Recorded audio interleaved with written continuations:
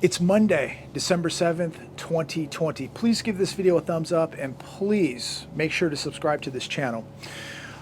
You know, I was thinking today how strange things are getting. This is no doubt the weirdest economy in history.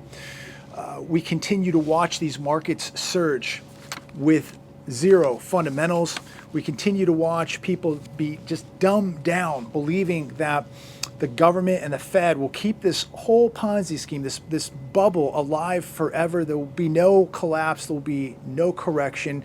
People more and more confident in the government and in the Fed to keep everything going, to keep the Ponzi scheme going, all while on average we're losing about 1 million jobs per week for 40 plus weeks.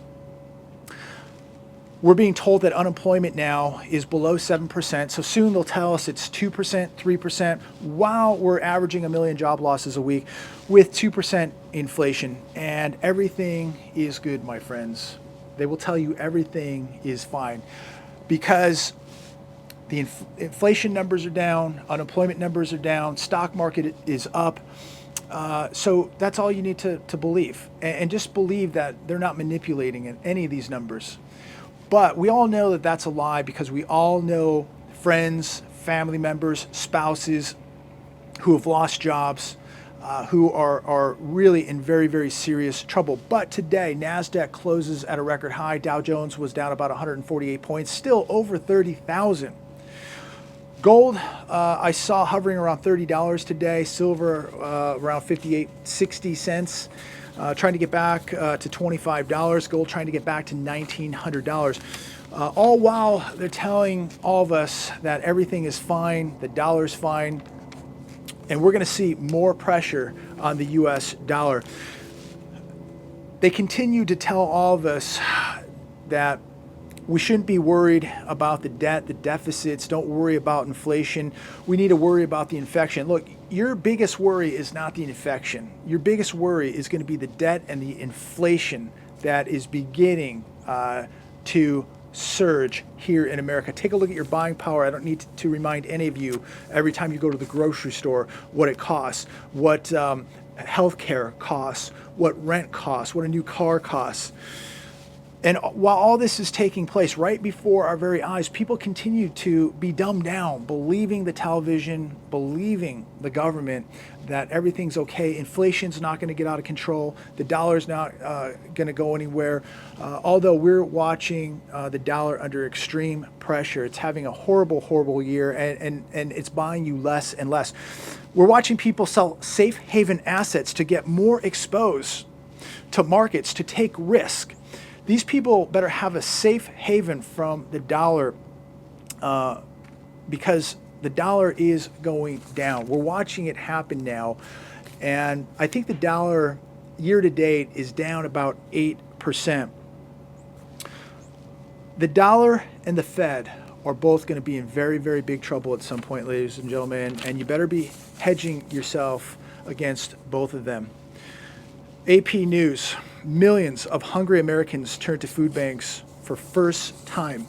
You know, I can't reiterate the message enough about the millions of people who have food insecurity. People are skipping meals so that their children can eat. Others are depending on cheap food that lacks nutrition. And take a look at what's going on.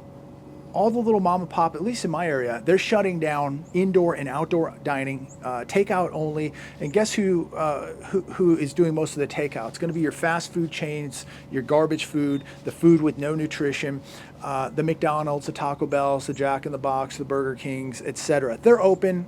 Business is booming. But the small mom and pops, the diners, the places where you can get a real meal, they're disappearing. And we're just watching the continued crush of the competition here. From Anaheim, California to San Antonio, Texas, to Toledo, Ohio, and Orlando, Florida, and all points in between, thousands of vehicles carrying hungry people line up for miles across the horizon. And when I looked at the pictures of this on the AP, it's incredible to just see the lines of cars, people desperate, in need for food. Unbelievable. Feeding America, it's an organization, estimates those facing hunger will swell from 1 in 6 people, which is 35 million people back in 2019, to more than 50 million people, that's 1 in 4 Americans, in 2020. So 25% of Americans now need help with food. Las Vegas unemployment. I want to talk about that briefly. I was watching a video this morning, and there was a realtor talking about what's happening in Las Vegas. It's no secret. Las Vegas is being decimated. The state of Nevada is in serious trouble. But Las Vegas unemployment, he said, is at 30%. And that is just unbelievable. Just think about 3 in 10 people in Las Vegas don't have a job right now. And they are seeing massive food insecurity in Las Vegas. And my heart goes out to people all over America, and especially in these tourist areas, even in my area here, being hard hit in the Palm Springs area. You look at Las Vegas, it's just really sad to see how fast things are falling. Mississippi, Arkansas, Louisiana, Alabama, more than 1 in 5 residents in these states are expected to be food insecure by year's end, meaning they do not have the money nor the resources to put food on the table. And if you're able to eat today, if you're feeding your kids, thank God. You are so blessed. You need to get on your hands and knees tonight and thank God that you had a meal today, that your kids ate, that you didn't have to starve or miss a meal in order to feed your kids. So it is really a luxury, becoming a luxury in America if you and your family can eat. Many people are having to make painful choices of paying bills or putting food on the table. And many people are choosing to feed their kids, and they're not able to pay rent. They're not able to make the car payment or the credit card payment. People are having to make some very, very dire choices here in America, ladies and gentlemen. As unemployment surges, the problem is only going to get worse. Another article today on Bloomberg. Restaurant industry in free fall. 10,000 restaurants close in 3 months. More than 500,000 restaurants, franchise, chain, and independent, are in economic free fall. It's unbelievable, shocking what is happening here in America. Yet when you turn on the television, when I'm watching these business shows, everything's great. Everything is wonderful. Come on into the markets. Please come to the poker table, buy a new house, buy a new car. Don't worry about anything. You need to be gambling right now. You need to be getting deeper in debt. 90% of restaurants have reported declines with revenue falling 36% on average. That means they are not paying their bills. Expenses are climbing while the industry is in free fall. Bad combination. 37% of operators say it's unlikely their restaurant will be in business 6 months from now without government help. And what is happening now, states like Michigan, states like the one I'm in right here, California, are cracking down. Southern California shutting down, telling restaurants that you can no longer have indoor dining at any capacity, no outdoor dining at any capacity, takeout only. And so many of the restaurants are just closing up because they're just not able to do takeout. So they're closing up. It is really concerning what is happening, and it's really concerning this assault on the small, medium business owner. Also, I want to talk about real estate. Many people believe this real estate utopia is going to continue. I believe it is not. Just seeing what's happening in Vegas, when you look at 30% unemployment, I have to believe that we are going to see some of these bubbles, like in Vegas, begin to burst. New York, obviously, San Francisco, it's already happening. It's going to happen in many, many parts of the United States of America. And right now, Wall Street and the big hedge funds are licking their chops. They're going to mop up this housing industry. They're going to scoop it all up. And the concerning thing is the small investor or somebody looking to buy that first time home who wants to capitalize on this crash or correction, whatever you want to call it, it's going to be difficult in some areas, because when you look at Vegas, I can guarantee you that you're going to see hedge funds come in and just scoop it all up. They're going to go to these banks and say, you've got 100, 200 houses on the books. Instead of selling them for 50% off like you did back in '08, give us 20% off and we'll buy them all up. The big money, the big Wall Street money will come into the housing market, and it's going to make it very difficult for a lot of people to get in and scoop up these deals. So I guess what you'll have to do is, maybe you won't be buying in cities like Las Vegas. Maybe you'll be going into small towns in Texas, small towns in Tennessee or Arkansas or Alabama. Maybe that's where the deals are going to be. But look for the big hedge funds and the big boys to get in and scoop up a lot of homes when this bubble bursts. So you will be competing against the big boys. And look, even if they have to wait this depression out till 2025, 2027, whatever it's going to take, they can sit in these homes for a very, very long time. They have deep pockets. They're willing to sit and wait for the markets to come back. Vegas won't be shut down forever, but if it takes 5 years for Vegas to come back, they're able to wait it out. They've got the money. The small investor cannot compete. The Hedge today. Consumer credit misses badly as Americans unexpectedly pay down credit card debt. I believe this is another sign of uncertainty. October, consumer credit grew far less than expected, rising just $7.2 billion, half the September increase of $15 billion. Non-revolving credit rose $12.7 billion in October, the most in 3 months.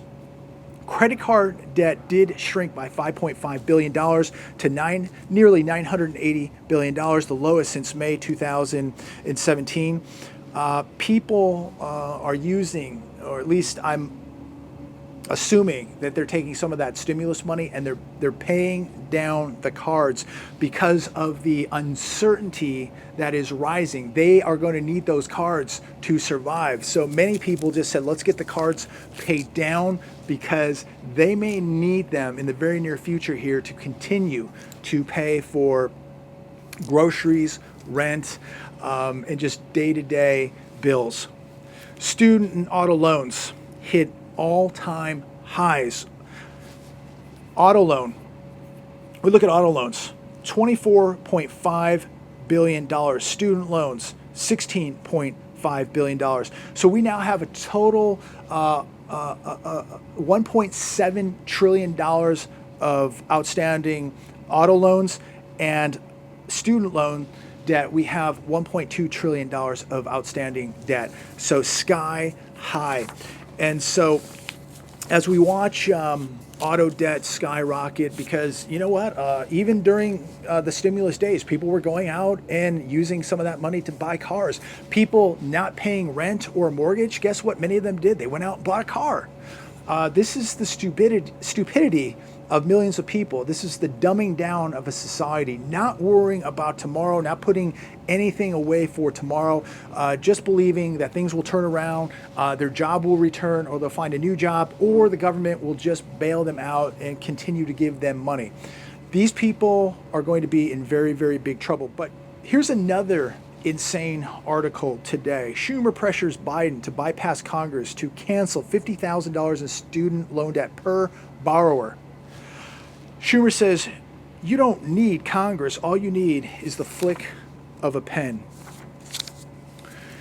We have well over $1 trillion, 1.2 trillion. Article here says that student loan debt's 1.7 trillion. So believe whatever number you want. 40 million Americans owe on student loan debt. The question is, if that flick of the pen occurs, who's going to pay off all this debt? There's going to be winners, obviously the borrowers, but what about the lenders? There's going to be big losers.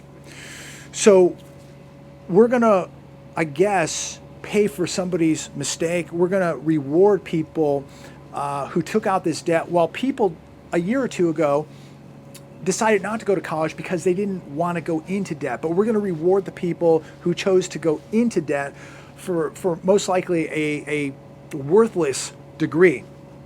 What about the people that decided not to take that debt?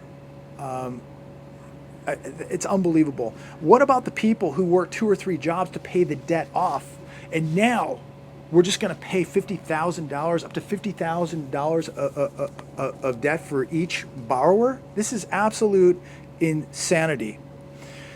Again, this is the weirdest economy I have ever seen.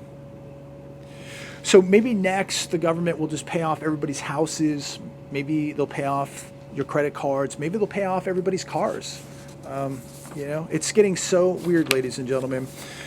I'm going to leave it there this evening.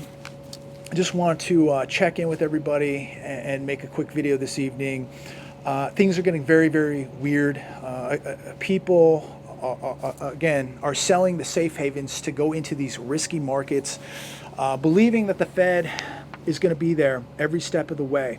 Question is, what happens when 0% interest rates and a dollar that becomes worthless doesn't work, can no longer save the markets? Remember, the Fed can only do 2 things. It can lower rates, which is done. We're at 0 right now. Now we have to go negative.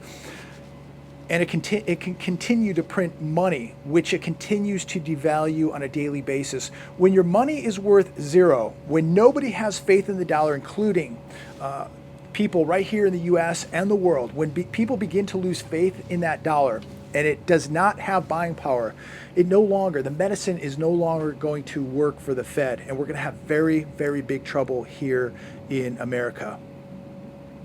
Make sure that you're really being cautious where you're putting your money.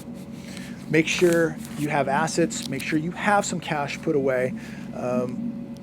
You know, we're getting to a point where if you're just saving cash, that's becoming very dangerous, because when you look at how the dollar is getting crushed this year, when you look at inflation, and we all know that massive inflation is right over the horizon, it's coming, it is going to eat up your buying power. It is going to eat up your cash. So make sure you're protecting your wealth, protecting your cash, making sure it's in assets. And as I've always said, get out of the system the most that you can. Get out of the system, whether that's cryptocurrencies. I'm not a big fan of cryptocurrencies, but I'm not against them. Gold, silver, land, anything other than just being in the system. The system is going to go down. You know, I talked the other day, just watching these lines at the bank get longer and longer, looking at a couple of the banks out here, Bank of America being one of them, with signs saying temporarily closed, no reason, not even telling you when they're going to reopen, just temporarily closed. How fast an ATM can be shut down, how fast the bank doors can be shut down, that means the bank vaults get shut down too. And most people, I would say 97% of this population, if they can't use that little plastic card, if they can't get to the ATM, they cannot do business. They cannot survive. They're not going to the grocery store. They're not eating. They're not putting gas in their car. They are done. So whether we have an EMP, if there's a cyber attack, whether there is some kind of economic collapse, you need to be ready for anything. This is 2020. If you think it was crazy in 2020, wait till 2021 gets here. It's going to get much crazier. Anything is possible. And to see a multitude of banks shut down or ATMs shut down, we've been watching this happen all over the world. It can happen here too, ladies and gentlemen. Your currency, the US dollar, can collapse. Awesome. Not saying that's going to happen tomorrow or next week, but we are starting to see cracks in the dam here. The US dollar is not what it was many years ago. It is not going to be what it once was, and you need to be protecting yourselves. So I'm going to leave it there. Have a phenomenal week. God bless every one of you. Thanks for watching. Share this video with everybody, and I look forward to talking to all of you very, very soon.